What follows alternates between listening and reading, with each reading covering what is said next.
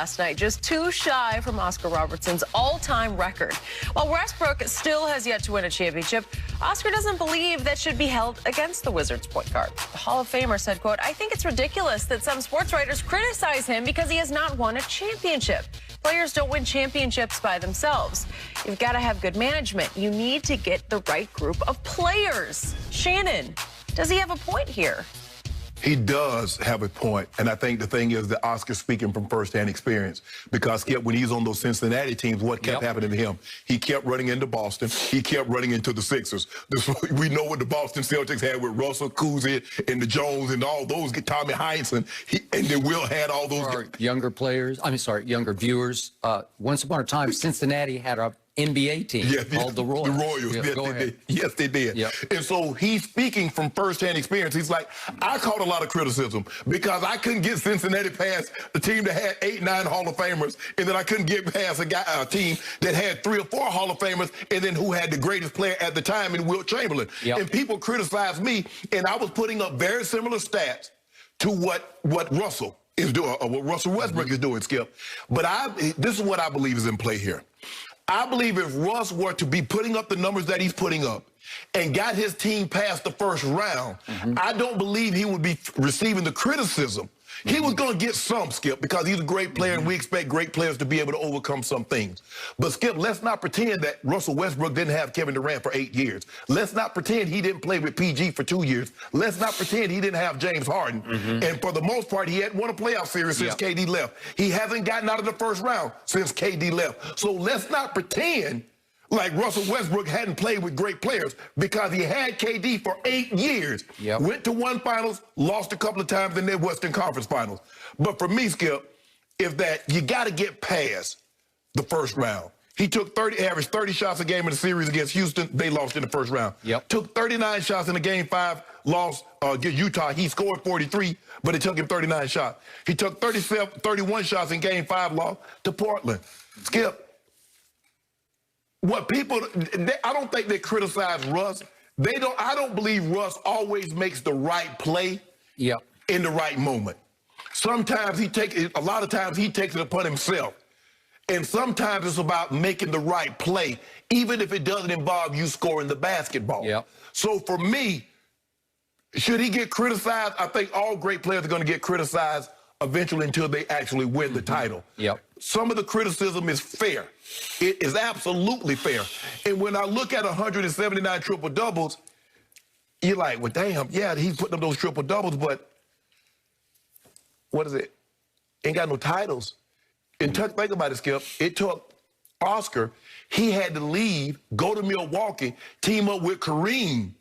That was in his 11th year. His best years was behind him. And you know what Kareem was when Kareem first got.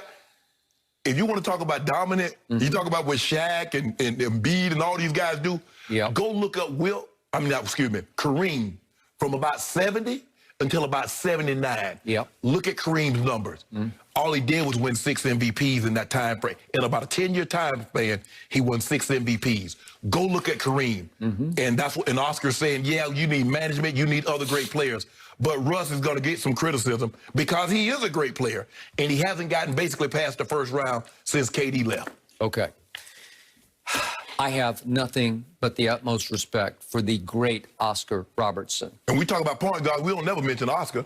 Yeah, because he's kind of a point forward. He's kind of somewhere in between at about 6'5", but he was, for his era, he was a forward. With a big body. Big body. Strong. Played strong. Did it all. He did. I'm going to say it one more time about Russell Westbrook.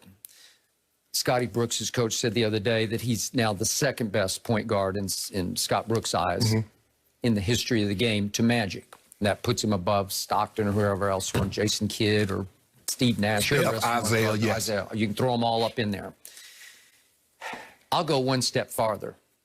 Russell Westbrook is simply the most explosive box score point guard we have ever seen. Nobody on all 3 levels can detonate a box score the way this man can. Only Will could, Skip. Nobody at that size. I'm talking about point guard. At his size, nobody can touch him. He can get you 40 points. He can get you 20 rebounds. At least 25 rebounds. And he can get you 25 assists on any given night. Never seen anything like this before. He is averaging the 4th most minutes in the league. He is an all-time warrior and gamer. He will fight you to the death. Yes. And he fought Milwaukee at Milwaukee last night to the death. He almost did it. He almost pulled it off. And just in the biggest picture, he's going to average once again a triple-double for the season. Yeah. He's going to do it again. That's the 4th time in 5 years. Yes. He sacrificed for James last year in Houston, so that's the one time in the last 5 he didn't do this. He is going to lead the league in assists. That would be for the 3rd time in the last 4 years. That's pretty special, right? And hell, he's going to be top 5 in rebounding for a guard. Top 5 in rebounds. And obviously he's 2 triple-doubles away from tying Oscar and 3 away from breaking. And I'm pretty sure he's going to get it this year. You just know, and I know he's going to get it. Okay, now for the downside. When we talked about this the other day, I said, I'll give you the box score player, but if I got one game for my life, I don't want Russ as my point guard. I'm sorry, I don't. I agree with that. He wouldn't even be in my top 20, one game for my life. Right. I don't want to be too harsh with this, but to me, in the end, the best way I can explain it is he's not a winning basketball player. He's not a natural gifted passer of the basketball. He's bull in China shop. He does it by force and by absolute. He wills assists, but they're not smooth and easy and natural, and they don't always contribute to the bottom line, which is up on the scoreboard. So I'm going to remind everybody, he's leading the league in assists. He's also running away with the turnovers in this league. And you can always say if you got the ball in your hands. Okay, but he's only 8th in usage rate. So he's not first or second. But he is number 1 by far. He's now 30 turnovers ahead of your man Luka in Dallas. 30. He's 287 to 257. So I admire the warrior in him, but sometimes it's for the wrong reasons, where he's a stat monster in his head. I gotta. Right. And in the end, there are plays that need to get made, and I'm about to show you a couple of them that he doesn't routinely make. And I'm going to let's keep it real here. He is this year a 31% three-point shooter. So he's a liability from there. Last year in Houston, he was 26%. So he's up a little bit from that. This year, he's making 64% of his free throws. Well, we used to talk about Lonzo being a 50% free throw shooter. As a point guard, especially at this level that Russell's playing at, you got to be better than 64. You got to be 90. That's what you got to do for a living, especially as many times he's getting to the basket, because he's going to the basket. He's going to get to the basket, and you know and I know he's going to get fouled. So what I admire about him is, he said the other day, he just casually mentioned, he said he played through a torn quad early this year. And they fell to 17 and 32 on April 5th, and they've been on a pretty good tear. They're 13 and 4, and they almost pulled that game out last night, but that's since April 5th. So they're now in the 10 seed, the 10 spot, which is barely in the play-in, but they're going to make it. They're going to, and it's going to be fun to watch. And I couldn't stop watching the game last night, because you want to talk about must-see TV. Oh, they're going to scare somebody. Because Bradley Beal can drop 40 on you. Russ can go get you 30 with 20-20. So they're going to scare the hell out of somebody. So Russ plays just about the whole 4th quarter. And guess what he does last night at Milwaukee? I got Giannis in the 4th quarter. And if we could see what he pulled off on Giannis, this was later in the game. Oh, he got a 6th foul on him? Yeah, he got, I don't think it was a 6th foul, was it? It might have been. When Giannis tried to post him? Yeah.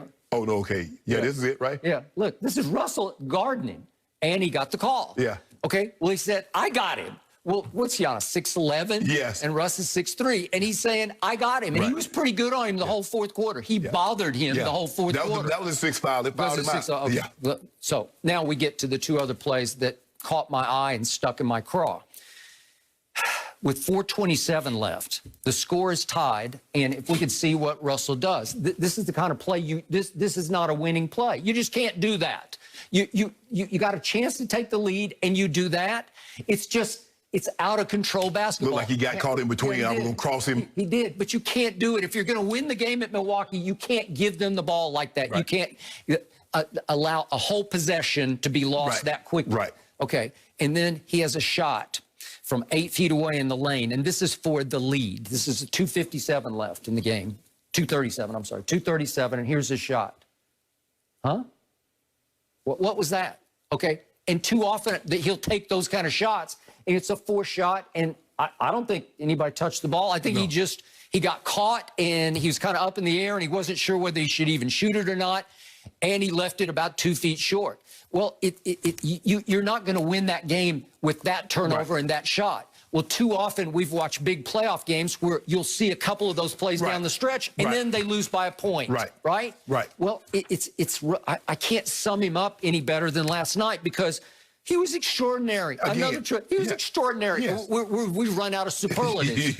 we don't have any more, except you have to remember, poor three-point shooter, poor free throw shooter, leading the league in turnovers, and in PER, he ranks 61st in player efficiency rating. 61st? Because he's not efficient. I mean, he doesn't, like you said, he doesn't shoot the three well. He turns the ball over. He doesn't shoot from 2-point well. So no, he's not efficient. Okay, so obviously, if we could have teamed him up with the Golden State Warriors going back 4 years ago, like KD did, maybe he'd have a chance to win a ring. I don't know. But again, I'm with you. I don't know either. No, I'm not sure. I don't know if his style, KD style mesh anywhere. Basically, you got to just let him be him.